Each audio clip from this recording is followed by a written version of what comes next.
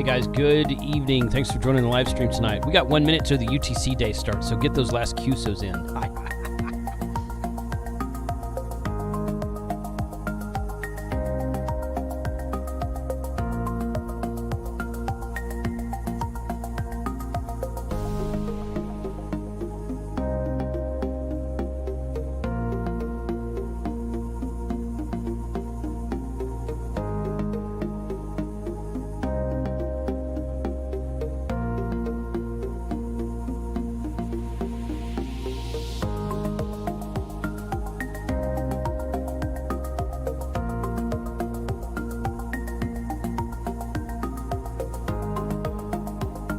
Here's a real quick message from my friends at Bridgecom Systems. If you're a ham looking to get into DMR, you need to go check out their plug-and-play package, link in the description. It's a handheld DMR radio and digital hotspot combo that comes pre-programmed with all of your information so that all you have to do to get on the air is just turn it on and press the PTT button. You'll also get access to their beginner to expert courses about your DMR gear through Bridgecom University. Give them a call at 816-532-8451 to talk with their dedicated in-house radio advisors. They are happy to help you out. Thank you, Bridgecom, for supporting this channel. All right, and there it is. Good evening, everyone. 7:01 in Texas. So if you're still making QSOs for the Plaque event, they're not going to count. They don't count because, because it ended 1 minute ago. So appreciate everyone joining tonight. I hope everyone got out to a park this weekend, and at least for a little while, and did some activations. It was a fun weekend for us, and that's what we wanted to talk about tonight. So I'm going to bring everybody on here. I got a couple of newcomers to the channel. So what's going on, guys? How's everyone doing? Howdy, Doing great. Hey! Not everybody. Wow, Hank Frank. Radio. That was like the opposite of what I usually hear with just Frank on here, but I was told to let everyone else come in and say hey before I jump in with my personality that everyone loves. that is a true statement. So, yeah. So we got Frank, and I'm going to go in the order that's on my screen, which is what the YouTube viewers are viewing. So Frank is the top left, of course. Take radio. And then Logan is in the middle of the top row, and Logan's part of the Ham Radio Adventures group, We4DX. If you worked We4DX this weekend, you might have worked Logan. And then, of course, everybody knows Please Copy Police in the top right corner. And then Evan and Craig at the bottom are also both part of the Ham Radio Adventures, We4DX. I tell you what, my Ham Alert buzzes, or my smartwatch buzzes every time Ham Alert goes off, and We4DX, I think, wore out an LED or two in my watch this weekend because it was, and of course everybody out. Like I got notifications from Kyle, and every time when Mike would get on FT8, I got notifications from Mike, and I follow myself so that when I'm activating and I start getting ham alerts on myself, I'm like, okay, my signal's getting out, so we're good. So it was just like the whole weekend. So I think I wore my watch down, or wore the battery down more than faster than normal. So. But it is what it is. But it was a fun weekend. So want to give a special shout out to folks in the chat, everybody in green text. Thank you for being YouTube channel members. I see Smoke Signals RF out there. Don, I was hoping to get you in the log this weekend, buddy. I assume you were working. But He was. He posted it on Twitter. Yeah. Did he? And Okay. He texted a couple of us. But I wasn't. I don't think anyone at our camp was on sideband when he was working, since we had the FT8 crew. With you and Mike all weekend long. I tell you what, FT8 was tearing it up, man. FT8 15 meters FT8 was smoking until like midnight last night when I finally turned it off. I got on 40 meters for like a half hour just to change bands. But 15 meters was still on fire when I turned it off at like midnight last night. So there was an FT8 contest this weekend, right? Was there really? Yeah, it was the ARRL digital contest this weekend. So that's what all the CQ VOTA stations were, I bet. Yes. Okay. Well, I saw a lot of CQ VOTA stations this weekend, so that's probably what that was. Yep. That makes sense. I didn't realize that was going on at the same time. Museum Ships on the Air was this weekend because I worked the USS Midway, and I think it was the USS Midway in San Diego. I worked several of those this week. That was the only one I got. I was tuning the band, and I heard USS whatever his call sign was. I don't even remember. And he said museum ships on the air, USS Midway. I'm like, oh, I got to try this guy. And I tried him 3 or 4 times. I finally got to him. But yeah, I put him in my POTA log. But that was, I forgot that was the first weekend of June as well. So because I've always wanted to participate in that, and I've never done it. But that is what it is. So Kyle, you had some. Well, okay. First of all. See, Izzo starts with the super chat right as I pick up the pickle beer. So Digital Rancher Rob is in the chat, and he brings me 2 of these this weekend. He's like, "Do you want these?" And I'm like, "No, but yes, I do, because I can use those for super chats and live streams." So thank you for the thank you for the super chat, Izzo. I'm going to take my first swig in honor of W1FYG from Connecticut, who we never get to work on POTA because he's always working. Mm-hmm. Oh, there it is. Okay. All right. Very nice. Also, Logan, I saw him cheering also. Oh, okay. There you go. Oh, there you go. Okay. Yeah, now Frank's going to pour his whiskey. What, Logan, what are you drinking before we Okay, yeah, go ahead. Got some Appleton Estate Jamaican rum. I've been saving it for after this. Very nice. Jamaican rum's good. Now, talking about POTA people, he's still out there. He's still doing it. Yeah, he's at the park. All of us slums are just hanging out here now. Hey, it's late shift. You're back on a regular POTA schedule. Okay, so you can activate. You get 10 contacts before you go home. You got a 3rd day in a row, or 4th day in a row, however long you've been out there. I did leave the park like 45 minutes ago to get home in time to do this. So I mean, there's that. Yeah, good. Well, good. That's good. Yeah, I got Izzo some says Mitchers. This is the whiskey I did not bring because I know some of y'all's drinking habits.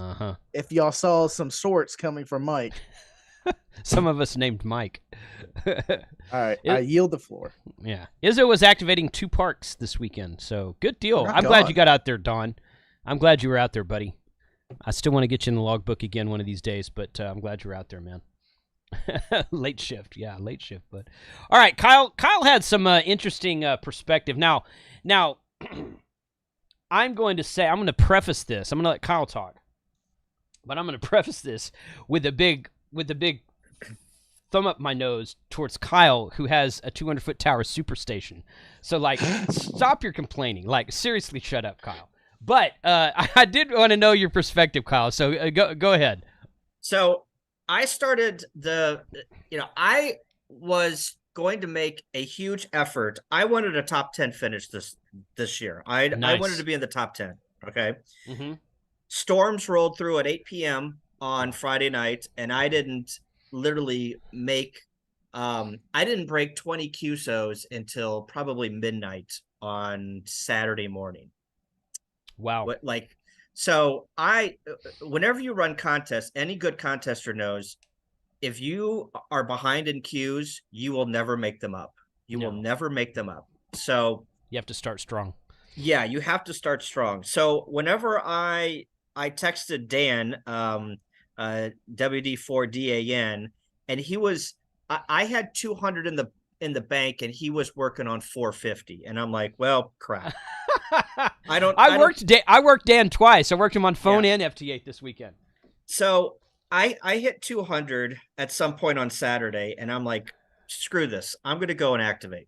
So I went and activated. I took a ferry over to this location that's kind of an island in Illinois, and went over there and activated and put 50 or so CW contacts in the books, and then came back home and literally lost interest.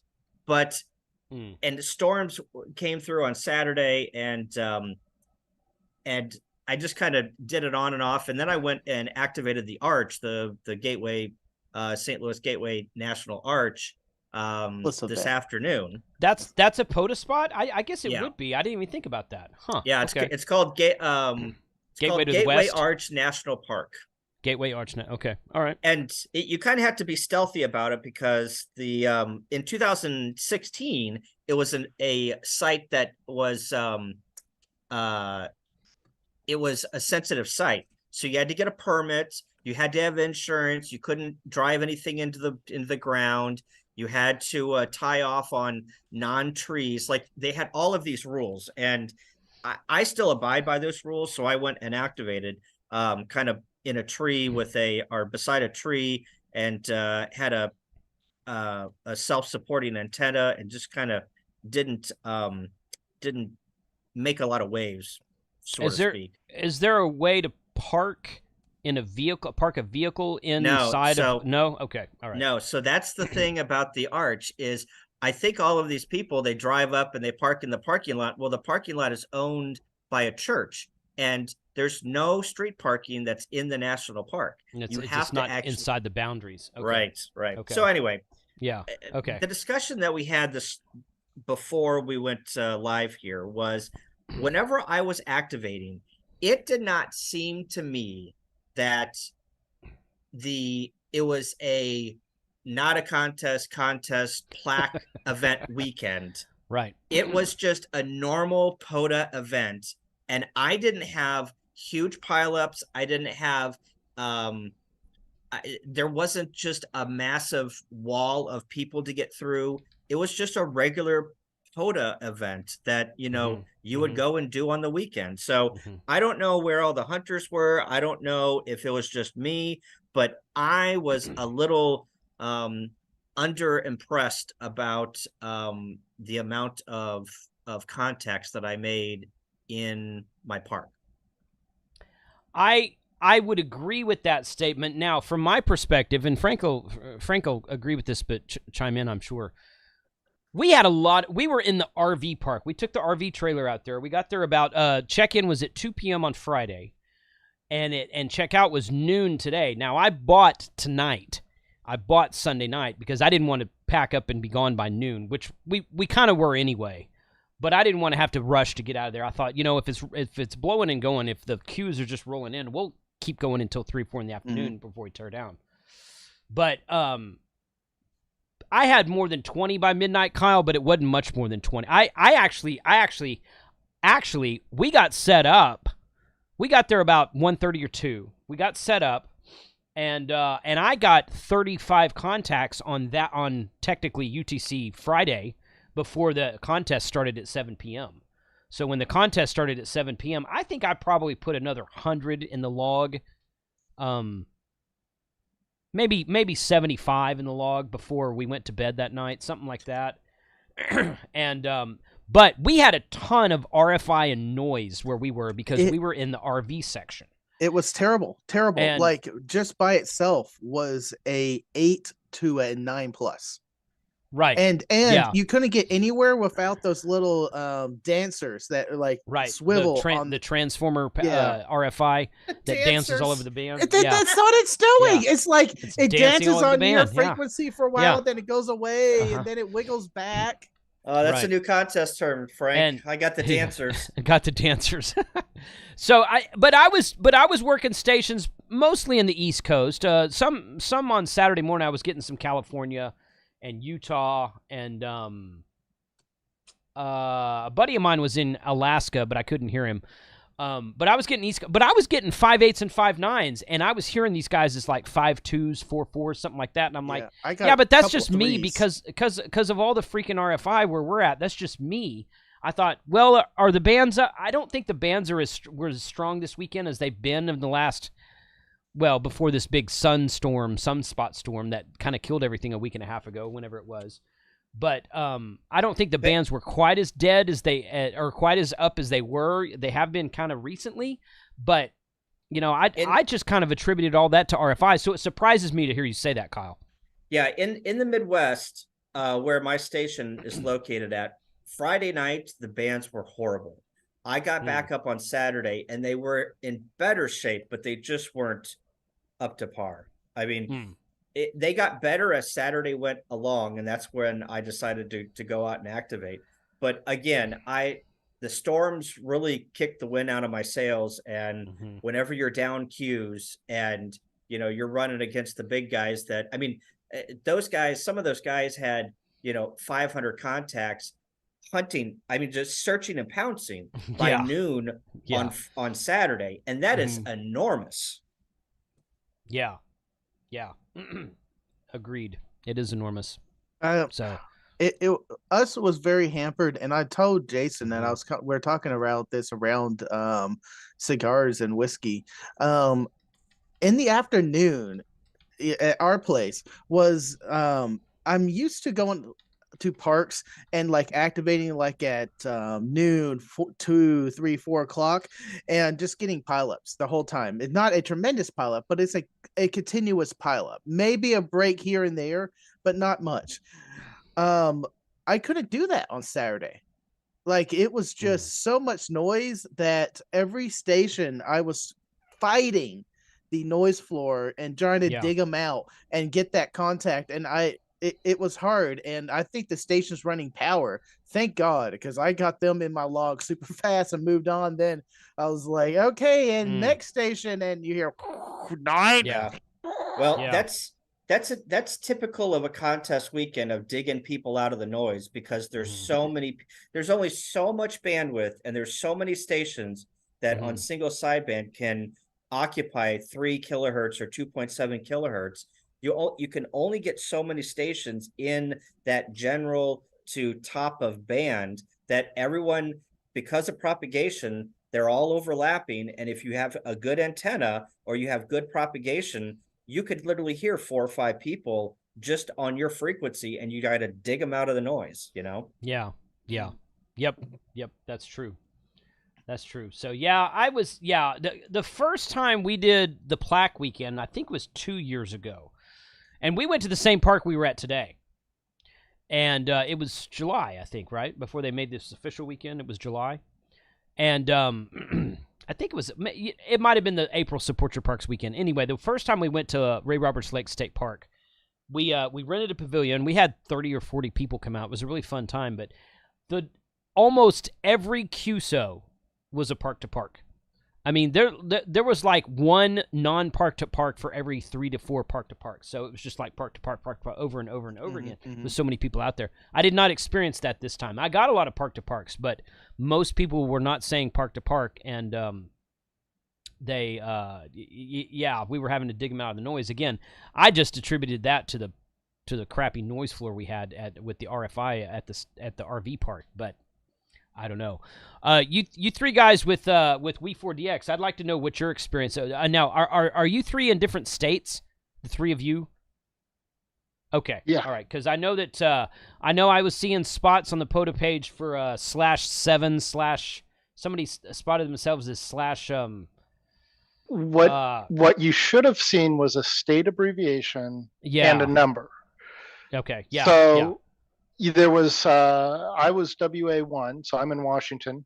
There was another WA, I think it was WA8 that was out here. One of our club members who's in Oregon in the Salem area, he spots as OR7. That's kind of his chosen number. Well. I saw that one as well. So Logan was NC1. We had a few people out today that were doing Oklahoma, so I think they were OK1 type of thing. So that's how we've decided to identify, because we could be activating the same state, we could be activating multiple states. It just seemed easiest to say, okay, we've got a state abbreviation, 2 characters. Pick a number that's reasonable. Make sure that you're not doubling up. Spot as that. Operate as We4DX. Good. I was going to get in the Discord and ask if anyone was operating a Stroke 5. I guess it would have been TX5. I don't know. But I didn't. We just all operated as our individual call signs. Turns out it was okay, because I mean, because I brought my triplexer, so we had a 10, 15, 20 meter triplexer. Got the bandpass filters. We had the Buddy Hex, which I had issues with, which I can talk about later. But we had the DX Commander, which of course is a great antenna. Mike set up his DX Commander Expedition, so we had all those bands on there. And I just kind of envisioned us sitting down and all operating at the same time, maybe on 10 meters. The bad thing about the triplex is it doesn't cover 40 meters. So we had to set up a second antenna for 40 meters. And but the bands were just, the noise floor and the bands just didn't cooperate to let us. We pretty much took turns operating, except for FT8. Mm-hmm. I was on FT8 when either Frank or Mike were on phones somewhere, and Mike was doing some FT8 for a while as well. But yeah, I mean, FT8 was pretty smoking hot on multiple bands, but yeah, I would have liked to seen a better. Did any of you three did any of you do CW? I did. CW, Logan. How did the bands look for CW? I only did. Good evening, first of all, and I appreciate y'all letting me on here. And good evening, chat. Good evening, everybody. It's a privilege. CW worked out really well for me. As a matter of fact, I only did a little bit of it because I being a rookie operator, rookie activator, I'm a little bit better at single sideband. Yeah. But I got it in there just because it's a passion of mine, and I did get several stations all the way out to VK land, and certainly appreciated all of them. I had a great time on it. Good. Okay, yeah. N8YO texted Frank this morning and said, hey, I think he was on 14.052. Mm-hmm. So we tuned down there, and I'm like, all right, y'all are going to make fun of us for this, but I don't care. We didn't bring a CW key. Okay. But, I mean, Mike's like, you can just tap the PTT button on the mic. And I'm like, yeah, that's cool. We could do that. But the FTDX10 has a great decoder on it. So I'm like, let's just go get in it and just use the decoder. But I don't think we could really hear it. He was there. We could hear him, but it was just, again, because of all the noise and the RFI and everything, the FTDX10 was just like 8, 7 or something like that. It was like, it wasn't there strong enough. But next time I might try to do some fake. Can I bring up what decoder I was trying to say or ask at the campsite? Yeah. About when N8YO's there, I was like, technically the FCC doesn't set usage. Oh yeah. Behaviors on our bands. We can operate within our privilege on the bands. So we hear Mike doing CW. Can I just key up real fast and go, Mike, this is Frank. Turn on your phone. Let's make that contact. It'd still be perfectly valid. It's just to be, Yeah, you'd be using a phone in the CW portion of the band. But I'm not breaking FCC rules. No, it's not an FCC rule. It's I'm valid. Band allocation rule. But yeah, that would have been funny though. I wanted to do that, but Mike gave me this evil look. I was like, don't do that. Oh yeah. But yeah, it was a fun time for. I mean, we were talking about field day, so the three of us will be at field day, and we were talking to a couple other guys about field day this weekend. Half the time we just like getting out in the woods and playing radio. Yeah, we play radio, but then we go do other stuff too. We don't sit down and. When the bands are dead, go watch Mike's videos, figure out what we do. Right, yeah. So it was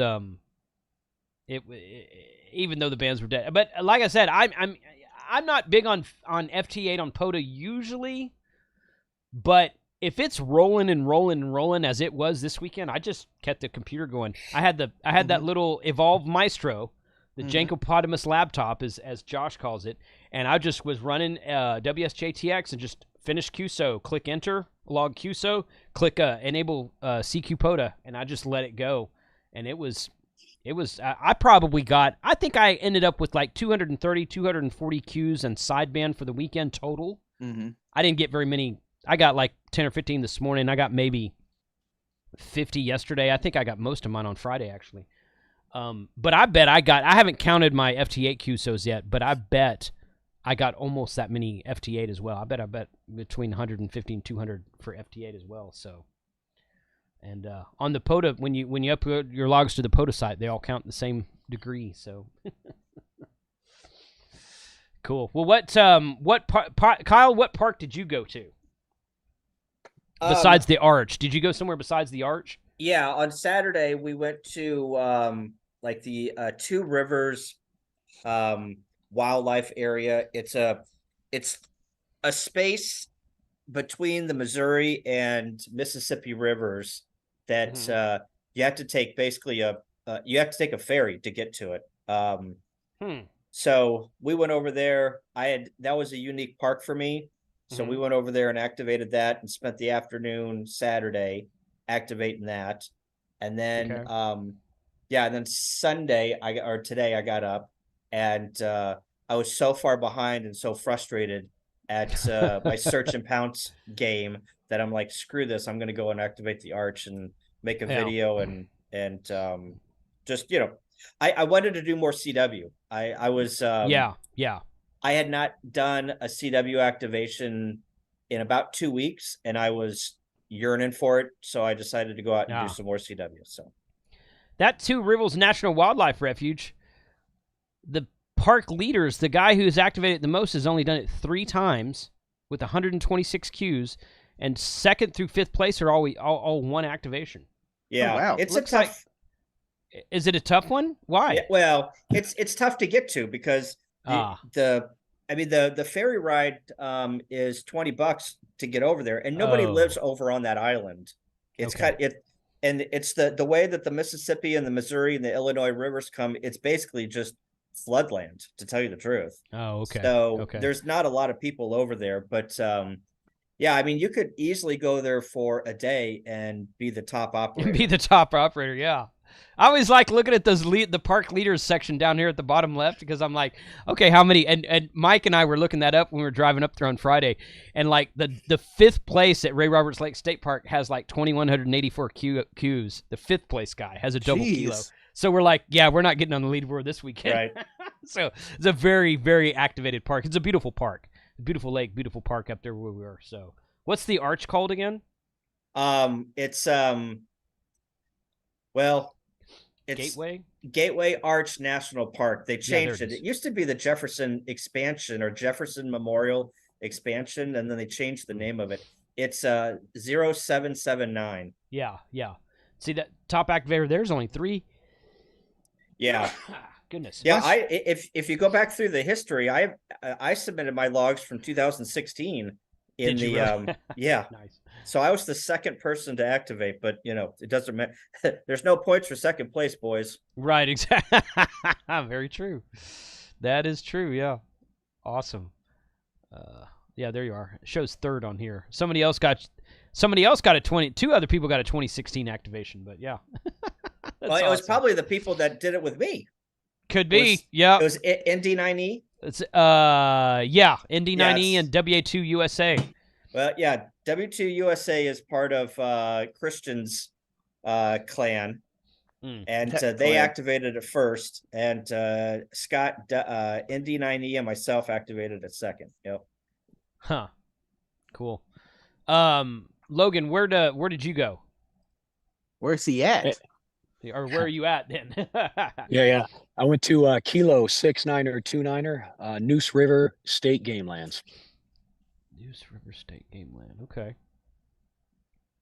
It's my my home park. Oh yeah, I was gonna say you must have been there a few times. Yes, sir. So you're top activator and top QSOs. Nice. Yes, sir. It was actually my very first POTA park. Just under 1 year ago. I believe my first activation was just in a couple of weeks, 1 year anniversary, or maybe a week or so. Cool. And if you'll look, I realized something beautiful today, that my very first activation out here was a failed activation where I got one phone contact, one voice contact, and that was on a 2-meter simplex. And I still uploaded it because it meant that much to me. Do it. Yes. Upload those failed. It doesn't matter. There it is right there.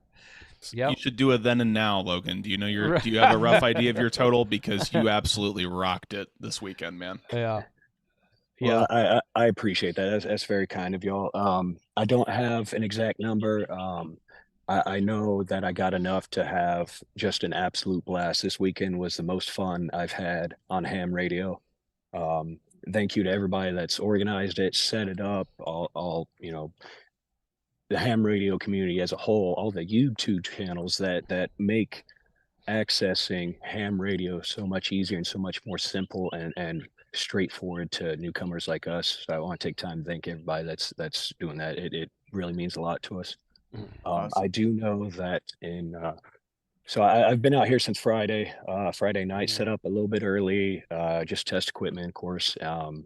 Didn't sleep much, did take a couple of naps, but That first hour, I did have a little bit of a different experience. The first hour, I did 163 Qs. That's a good rate. Over, it was my best numbers to date, and I was in tears with how much fun I was having. If I had to put a number, I was able, if you'll look at the numbers there, I have approximately 800 Qs on it. I was able to complete my kilo there, as well as I believe I'm sitting at around just shy of 2,000 Qs. Nice. Very good. Nice. You did really well then. Yeah. I got a question for you, Logan. Yes, sir. The flag behind you, is that Blackbeard's? Yes, sir. It certainly is. Good. Yeah. Come on. I live just down the coast from Queen Anne Revenge pirate ship wreck. Matter of fact. Oh, awesome. Awesome. Yeah. Logan, how long have you had your license? Have you had it a while? I on May 17th of last year, I had never heard the word capacitance before. May 19th, I became a technician. I believe 20 some days later, I did general, and about 10 days later, I did extra. So I've been a ham operator for just under 1 year now. Wow! And you did 160 some odd Qs an hour. That is impressive. Good job. No doubt. And CW. Yeah, and you're learning. Yeah, at least some CW. Yeah. You've taken the hobby by the horns. Good job. That's right. Yeah, absolutely. You're amazing, man. I appreciate that. Cool. Please allow me that time to apologize to anybody that's heard my CW. my fist isn't that good, but I'm learning, and I appreciate it. That's what counts. Evan, where were you? I was at Kilo. Oh boy. I only said it 100 times this week. Right, exactly. Yeah. You're getting old, Evan. I believe it was 9435. Try that. Kilo 9435. Springville Marsh State Nature it. Preserve? Okay. They're just numbers. Yep. All right. So, your leaderboard on that one, and then We4DX is actually on the leaderboard on this one. Cool. Yep. So I've done quite a few activations from there. It is the one that's closest to my house. There's a couple other that are close to me, but I like this one because it's not busy. And I don't have to, I'm lucky to see another car there when I'm activating, which is really nice because I don't have to worry about people getting in the way of, wires and tripping over things or, I enjoy talking to people about what I'm doing, but when there's so many people that it takes away from what you're doing, that gets to be a bit of a challenge. And I don't have to worry about that there. I can just go do my thing. So I think I was also the first person to activate that park. If it wasn't that one, it was the one down the road from it. But I had a blast. I ran pretty lean and mean. I only had about an hour and a half each time I went out, and I went out twice. And I just ran my 891 and ham sticks, and I just swapped back and forth between 20 and 40 till I had to get going. And I think I finished just over 100 QSOs between the two activations. So not my biggest effort, but I was pretty happy with what I was able to accomplish in the time that I had to expend on it. So it looks like you did really well. So you said something interesting here. You said We4DX is on there. Is it so in the clubs? So I thought when you submitted logs for a club, you also get credit. So which one will show up on the leaderboard, you or We4DX? Whoever's top numbers, both show up. If you look right here, see you can kind of tell that he activated the park several times before he started using the club call. That is correct. Because if you look right here, all of these numbers are the same. These three activations were We4DX and W8KJR had the exact same number of Qs right there. You can kind of tell that he was doing that park before he started using the club call sign. So cool. Yep. So I think I've got, if I remember correctly, I think I'm somewhere around 7 prior to this weekend. I think I had somewhere around 700 QSOs from that park and 867. 867. Okay. And then I think about 500 of those were the club. I ran as the club. So, and then add another 100 onto it from this weekend, all for the club as well. So, it's fun. I like that one. I can activate it a bunch of different ways. I've done my 705 and a buddy stick. I've done a dipole. I've done a lot of ham stick activations from that one because I can get done with work at 5 o'clock, be over there in 20 minutes, knock out a late shift activation and head back. So. Nice. Oh, that's cool. Yeah, that's fun. See, that's what I miss. Our Galveston house is 7 minutes away from Galveston Island State Park. But here, where I'm at home normally, the closest park is a good half hour. 40 minutes. 40 minutes to Cedar Hill? 40 minutes to Cedar Hill. Okay. So, and Frank's on the leaderboard at Cedar Hill, and Cedar Hill is a nice park. I've activated it a few times. But the one I like is actually north of me on the way to the hunting lease, and it's a good hour. It's like 50 to 55 minutes from here. It's an hour. And don't get us wrong, we're not whining it, but it's when we go out, it's not like let's just go to the park. It is a thing. Yeah. It's just it'd be nice to it is nice when I'm in Galveston and I'm just like, you know what, I'm gonna pop down to the park for about 90 minutes and activate it and see how many cues I can get and go from there. And it's not inconvenient at all. So it's nice having the park close to you. I agree. I think so. Craig, what about you? Where were you this weekend? So my home park is K0340, Spring Creek Fish Hatchery. Mm-hmm. Now this is an interesting park because it is it's in the Columbia Gorge, first off. So it sits between Oregon and Washington. One of the really interesting things is it's a really hard propagation area because I'm literally sitting right at the crest of the Cascade Mountain Range. Okay. The flip side of this is kind of one of those where all those guys that go, oh my God, I have to go so far to get to a park and whatnot. That park is a fifer. Oh, really? Yeah, 5. Wow. Okay. Right. Okay. So. Yeah. Wow. To break this down, it is the park itself. Mm-hmm. Right. It is then also part of what is called the Columbia River Gorge National Forest. This is a scenic act area that goes from just outside of Portland to just before the Dalles, Oregon, and it spans out about 3 miles on each side of the river. Okay, so it's a protected area. On top of that, the Oregon National Historic Trail, the Ice Age Geologic Trail, the Lewis and Clark National Historic Trail run through here. Mm-hmm. So you're getting all of these parks. You've got 4 add-ons right there if you're along the river. So does all those trails come together in one spot? Because you can only count it if you're within 100 feet of the trail. So they all used the river as the trail system. Oh. They came in at the Dalles, Oregon. They floated downriver. And then somewhere all the way out to the Pacific, actually, is considered the trail for most of, if not all of these, to some degree. And so when you're within 100 feet of the riverbank, and the way that we as a club have always held it is, and we've gotten confirmation from the POTA people, is that, if you're within 100 feet of the river, you're pretty much within the trail.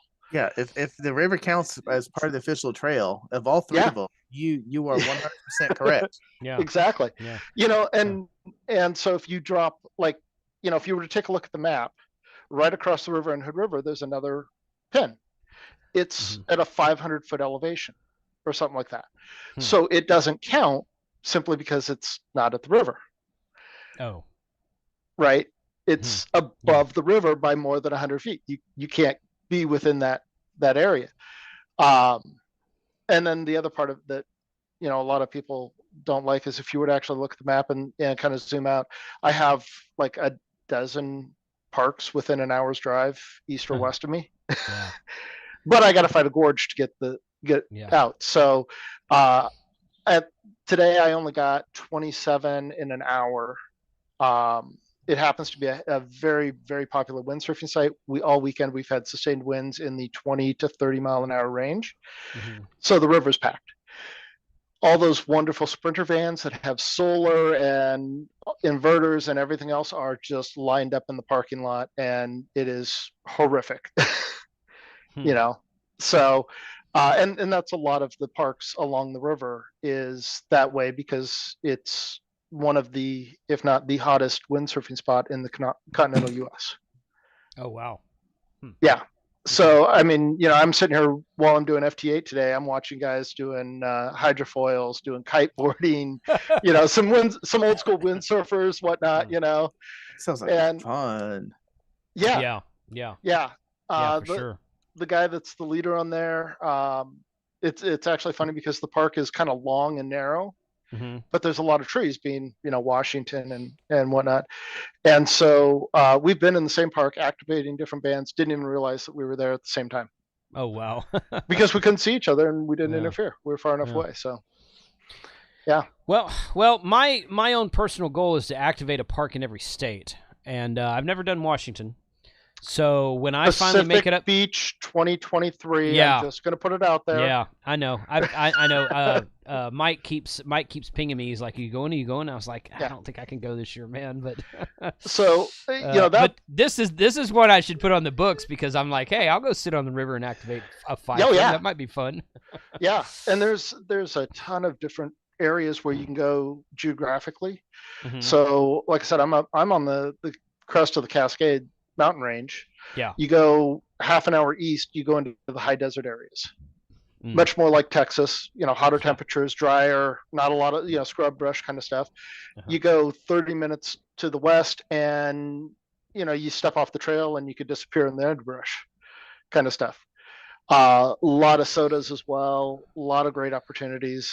I'm a fan of the region for the natural beauty of it and the 200 plus parks in Washington alone. Kind of thing. But it's fun to get out here and do them. Yeah, absolutely. Yeah, so good deal. Yeah, the Steven from Y-Cars is in the chat. He's talking about stuff. But Steven, let me know where you guys they were all over. They were all over also, yeah. I think they said they had 11 stations. It was impossible to keep track of like which ones.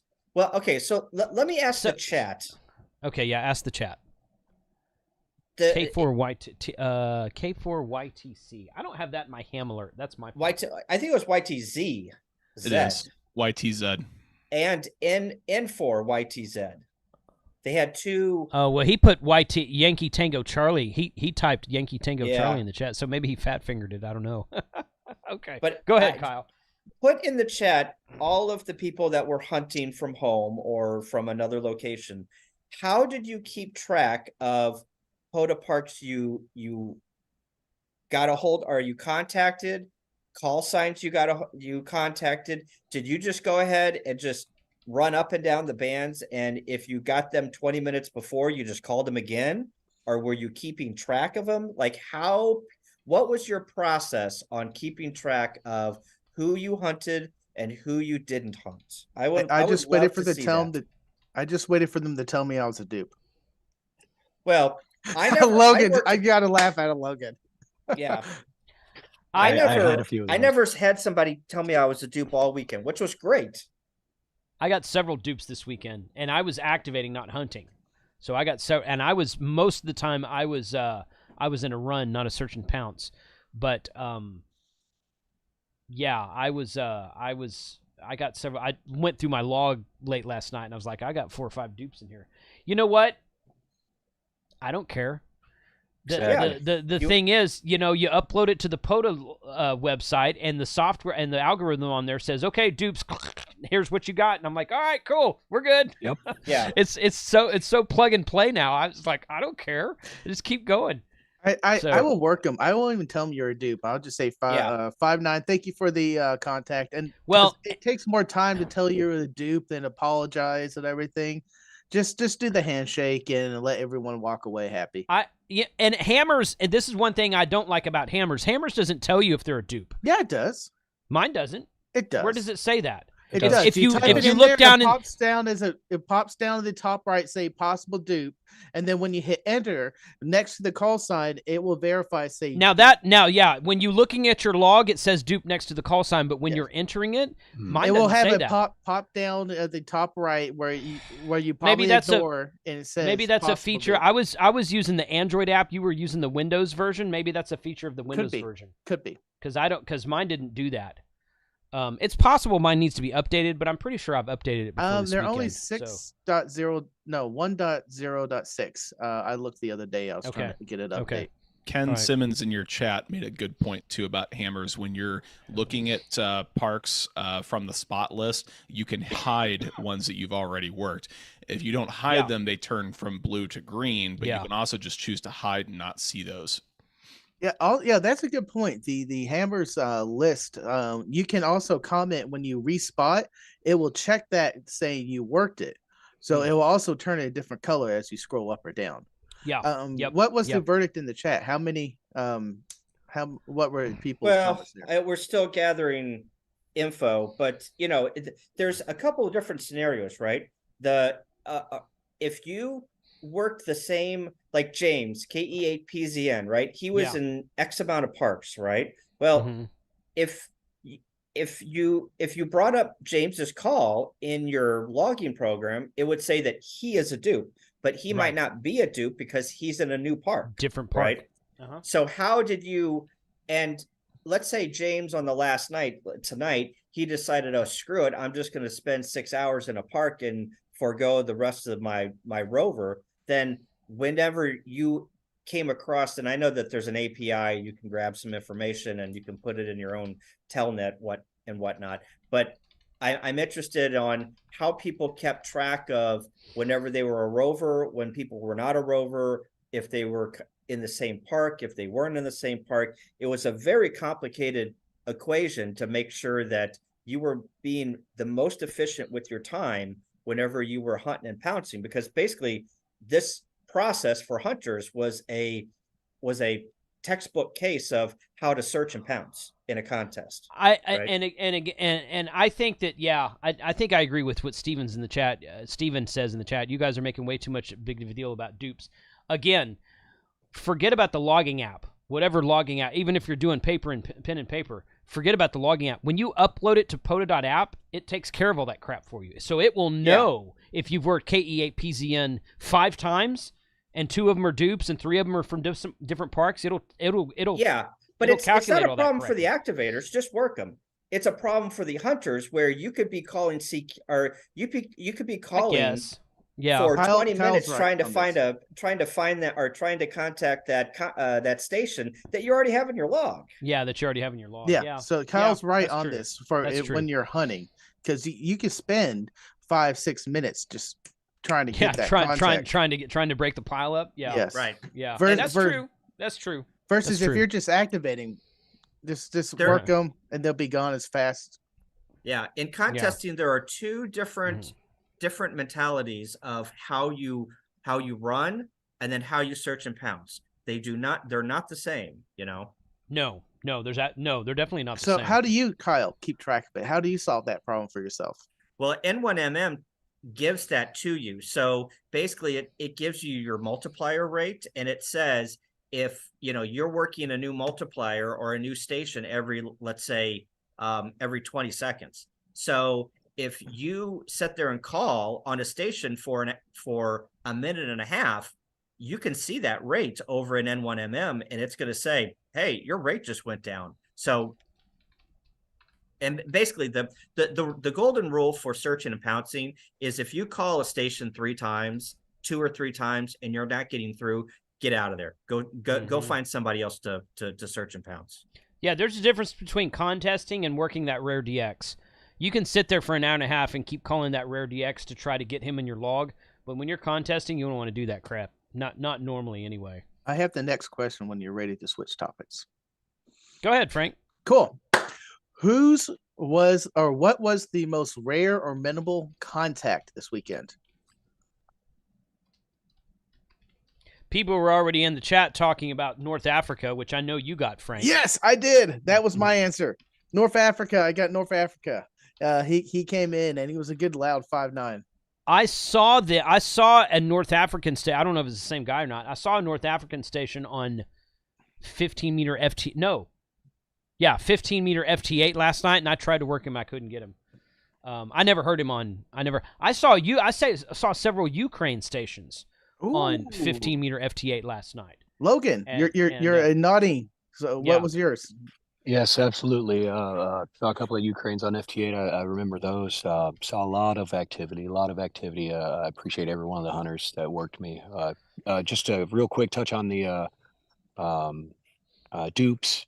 The way I handled it as a rookie activator, from my perspective, is it was just fun that they were trying to talk to me, and I just logged it and didn't say a word, didn't pay attention. Like you say, hammers will tell me if it's a dupe when it gets uploaded to POTA, it won't matter anyway.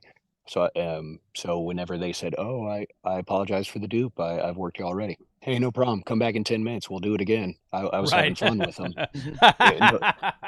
No big deal. Come after UTC rollover. Yeah. As far as rare stations, I'm still a little bit too new to really understand what is rare. So for me, the exciting things were what I was calling celebrities, folks like y'all, folks that I know have helped the POTA community with just making apps or anything like that, or folks that I knew.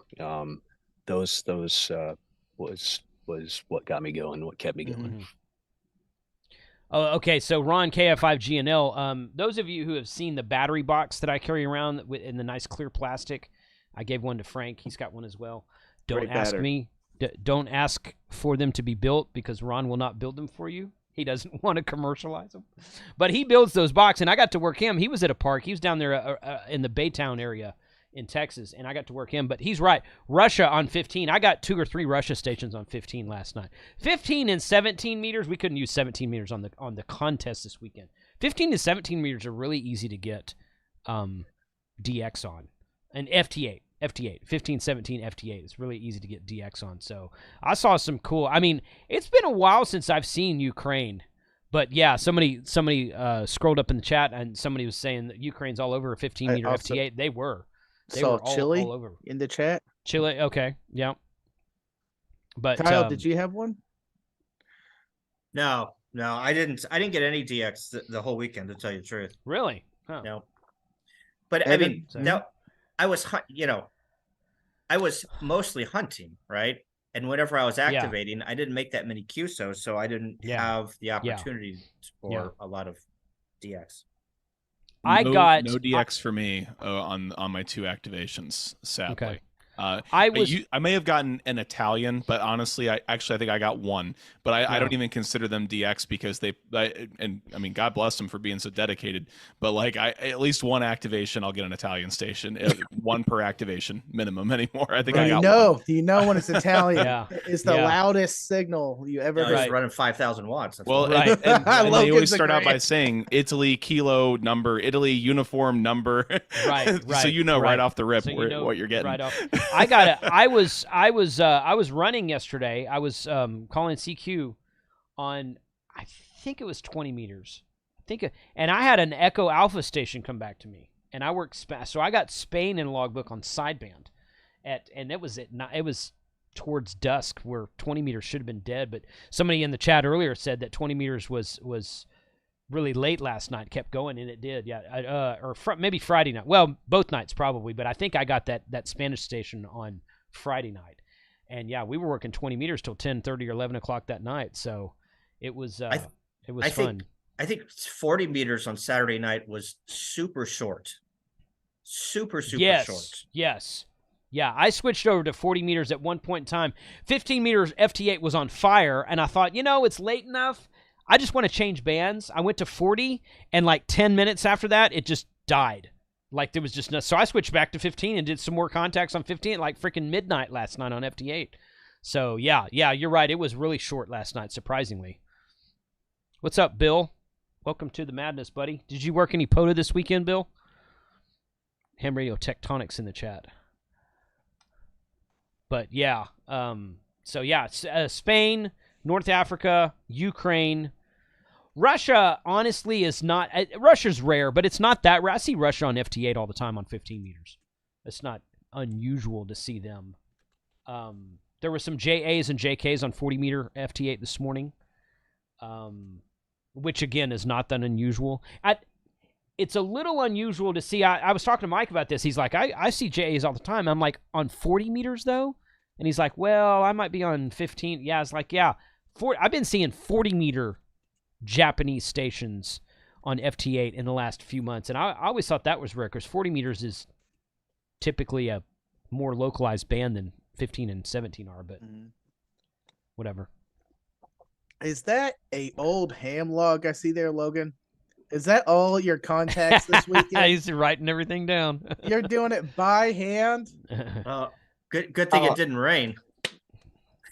A couple of different reasons why I keep the notepads out here. One, operating's a lot for me. I'm firing on all cylinders, being a rookie.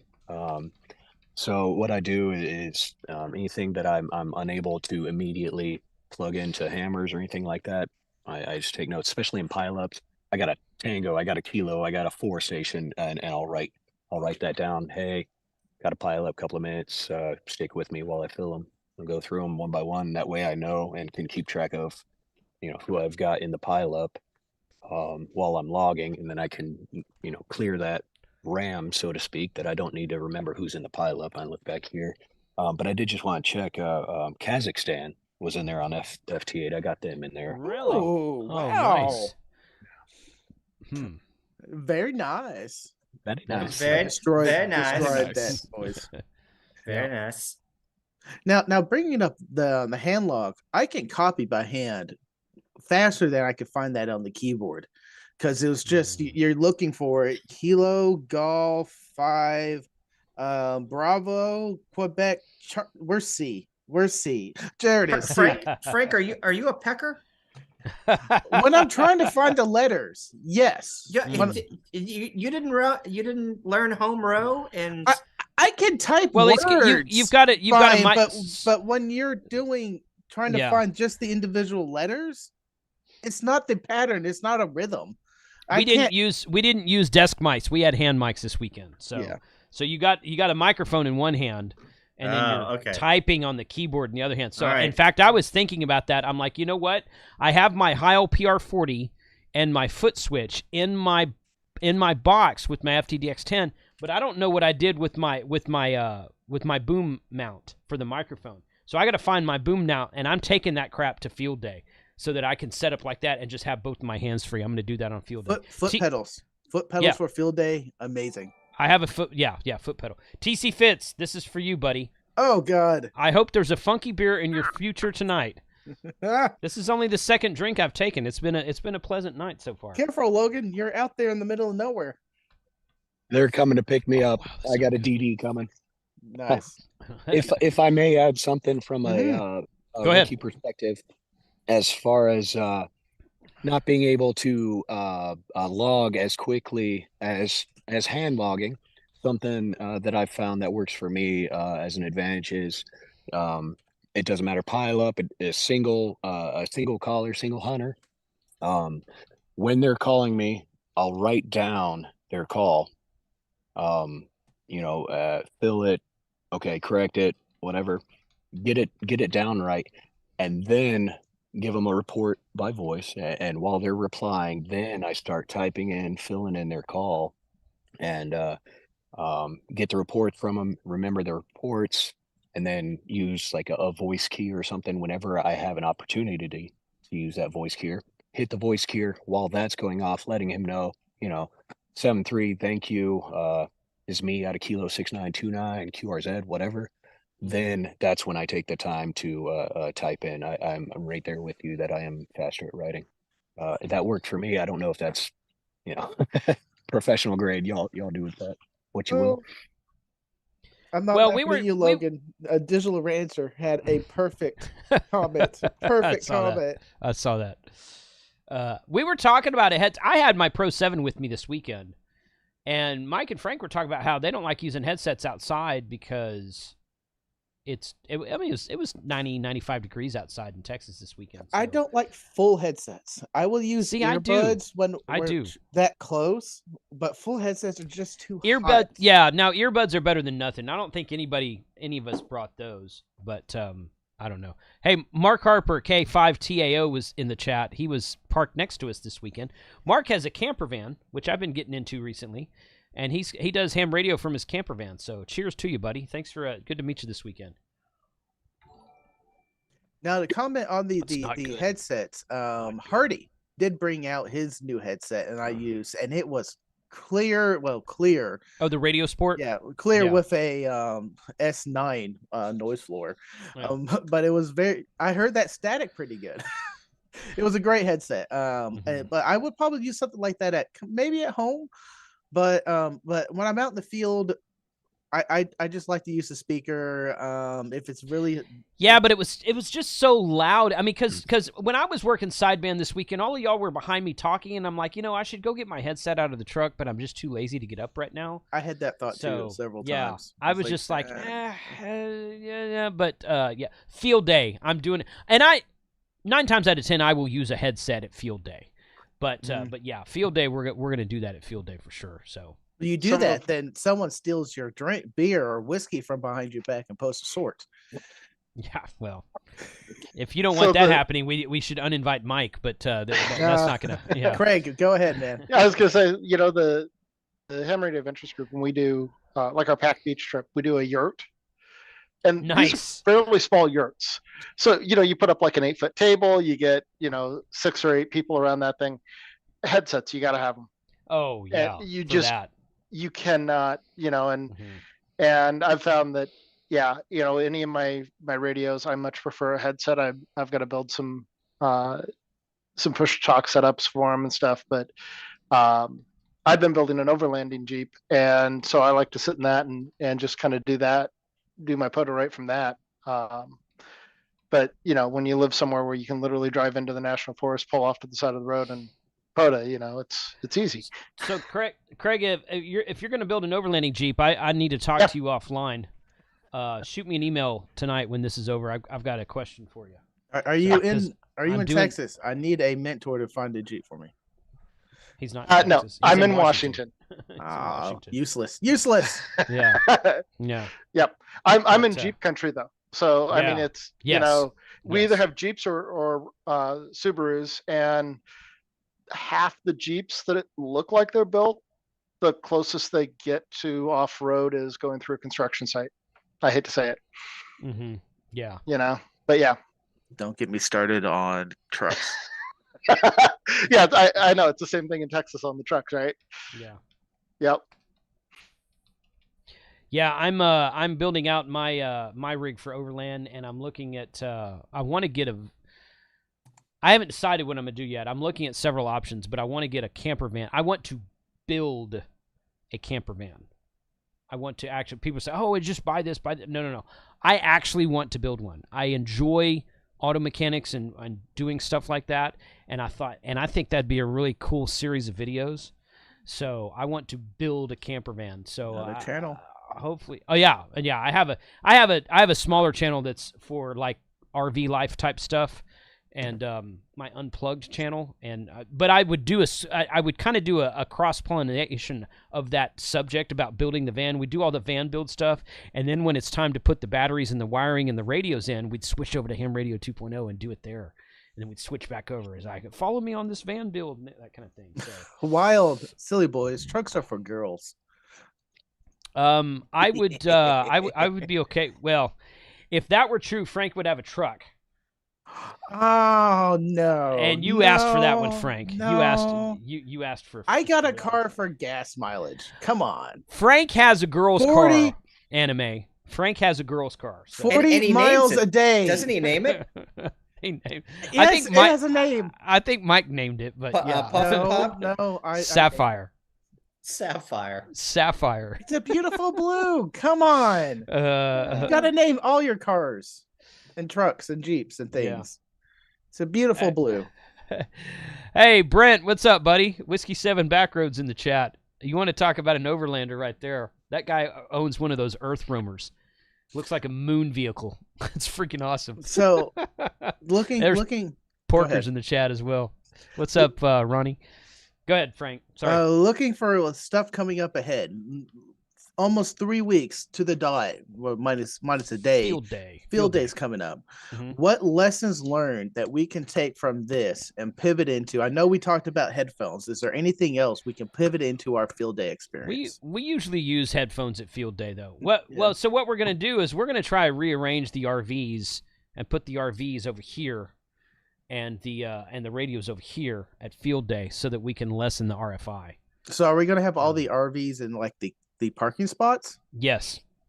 Yep. When I take this one back to probably tomorrow, actually it might be Tuesday when I take this one back. When I take this one back, I'm going to park it over there, and then I'm going to pull my other one out and park it over there as well, because I'm going to come back a couple days before field day and mow all of camp. It needs to be mowed. The weeds up are about a foot.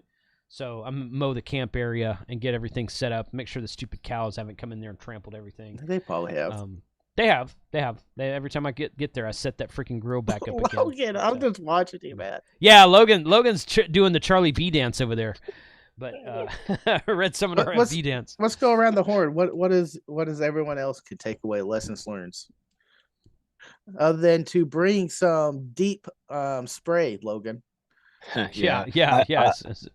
Being a rookie, I've certainly got a few. I actually wrote down several. It was a very, very good learning experience for me. It's the first time that I've ran more than one day. I have done overnight, but I wasn't active during the night. I slept. So this activation was the one that I really put some hours into, and something that I wasn't prepared for, and something that I didn't recognize beforehand was just how fragile my voice was.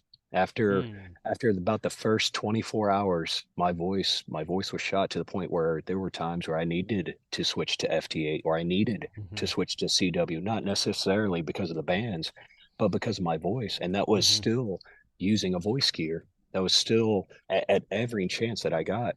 A couple of things about that I recognized is, number one, I needed to drink more water. I needed, my better half actually ran out some cough drops for me. Those helped awesome. So I'm going to pack some of those next time. And the pro tip that I was given was that I get so darn excited when somebody contacts me that I am yelling into the microphone, and Elmer said, hey man, you don't need to yell to Texas. You have a radio. I do the same thing. Relax, and save your voice. So understanding that your voice is something that's fragile, needs to be taken care of during these long activations or long events is something that I noted that I needed to prepare for, that I didn't, because I had simply never operated for so long. Yeah, I typically like to use FT8 on POTA when I'm spending the night at a park, because of the. I mean, it's not necessarily. I just plain old get tired of talking, and whether my voice is hurting me or my throat is sore or whatever, I'm just like, you know what? I'm tired of holding this microphone and I'm tired of speaking. So I'm going to sit there and press buttons for the next few hours. You heard it here. YouTuber gets tired of talking. Yeah. I get tired of you talking also, Frank, just so we're clear. But, I mean, and that's a cool thing about camping overnight in a park, whether you're RVing or tent camping or whatever, is that just keep going. There's a lot of different modes, a lot of different ways to activate the park. Get as many contacts as you can. That's what I enjoy about it. So, yeah, Kyle, what about Kyle? Do you have plans for field day? I don't. We need to chat. Okay.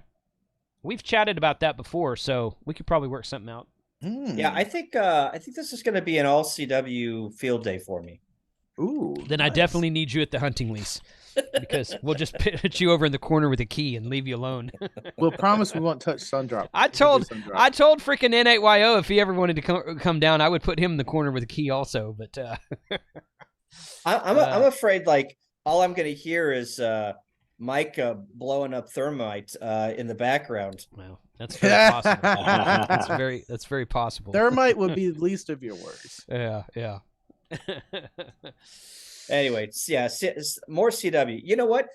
Out of the, I don't know how many contacts I made this weekend, probably with all the activations, I probably made 300, 350. I only heard please copy probably a half a dozen times. I was pretty impressed. That's not bad. But two of those times were from us, I'm sure. Yeah, but field day, I mean, it is. I'll have a run rate of please copy 60 an hour. Oh yeah. Yeah. But it's kind of part of the exchange. Like you echo their information, make sure it's right, and then all right, can you copy down my information? Yeah, there's 2 run rates. Your queue run rate and then your please copy run rate. Right. Totally. Yeah, that's good. That's good. What about you, Evan? What do you got planned for field day? So field day this year, I've got a group of friends just started our own local club here. Pretty excited. We did winter field day together. We did VHF contest in December, January, winter together. This will be our first field day together. Now we have done field day. Most of us have with another group before, but we have a little bit different equipment this time around. I'm going to tout this for a second because I'm so proud of myself. So we met yesterday. That was part of the reason I couldn't do POTA all weekend. We got together yesterday. We built a 10-meter Yagi out of wire and Mastrant and PVC. And it took us several hours by the time it was assembled, tuned, and up in the air. And my first contact was to the Cook Islands with it. Nice. Echo 51 Juliet Delta. And it took me several tries to get him. And he told me I wasn't even moving his meter. But he said, fine copy, got him in the log. So I was really excited for that. And that's good. I actually made it so the beam can rotate. So I have a military mast in a hitch mount on my Jeep. And then the other end is tied off into a tree. So I can put some slack in it and then drive the Jeep around to spin the beam. So that is my secret sauce for field day that I'm hoping 10 is open. I hope so. I really hope it is. Yeah. That's what I'm excited for field day. Absolutely. Okay. We can FT8 on field day too, unlike winter field day. So yes, you can. That's a good thing too. Good. Craig, what about you? What do you got planned? Don't know yet. I left a club up in Seattle area that would like me to come up and play with them, but we've also got some of the HRA guys that are in Salem, Oregon area that are talking about doing something. You know, I don't know if it's going to be HRA related or what, but you know, so options are open. We're waiting to see. Fairly new to this area. My wife grew up in the house we now live in, and we recently moved back, so haven't really connected with the local group yet. So that might be an opportunity as well if they're going to do something. We'll see. But yeah, don't really know yet. I will tell you though that the one thing that this event, the Plaque event, really nailed home, and for those of you that don't know, I'm the one that gets to handle all of HRA logs before they go into the system, right? Yeah. So when Logan finishes getting all of his paper put into something and then sent in, I get to go through it all. Everybody who 3, 4, 5 guys at a park, and they all send their logs independently, I get to try and merge them together because they maybe used 3 different logging platforms or 4 or 5 or however many it took, right? ADIF master, man. ADIF master. That's all you need. ADIF master. And the other thing that I got to say is that hammers, man. Yeah. If you can use the POTA template and use hammers, and for field day, it really goes down to using the right tool for the right logger for the contest, right? If you can do that, it makes handling the logs so much easier at the end of the event. Because the last thing you want to do is deal with a bunch of combined logs and fields that aren't quite right, or duplicate entries, all that. Yeah. So the cleaner you can make it, the better. Yep. Absolutely. Very, very true. Well, guys, thanks for your time tonight. This was a fun weekend overall. Yeah, Kyle's right. The bands weren't quite what we wanted. It would have been really nice if this happened 3 or 4 weeks ago before that sunstorm or whatever it was killed 10 meters. When I was in Galveston in March, I went out to the park and sat down. I thought, I'll try some 10 meters and see what happens. 150 contacts later, I was like, you know what? I think that's a good activation. They were all on 10 meters. I got 2 park-to-parks from Gulf Zero stations, people in England activating a park. First time I've ever done that. So wish that were like that this weekend, but it wasn't. But it's still fun to get out in the field, play radio, get more cues in your POTA log. So I appreciate everyone who hunted this weekend, and I appreciate all the parks that we got as well. So I guess we'll see what happens. I think they typically give you about 2 weeks to get your logs in, and then they'll probably schedule some kind of live stream like they did last time to announce the winners. They have said 2 weeks. Yeah, you have 2 weeks to get your logs in. They have to be in by I think the 18th, end of 18th, UTC day.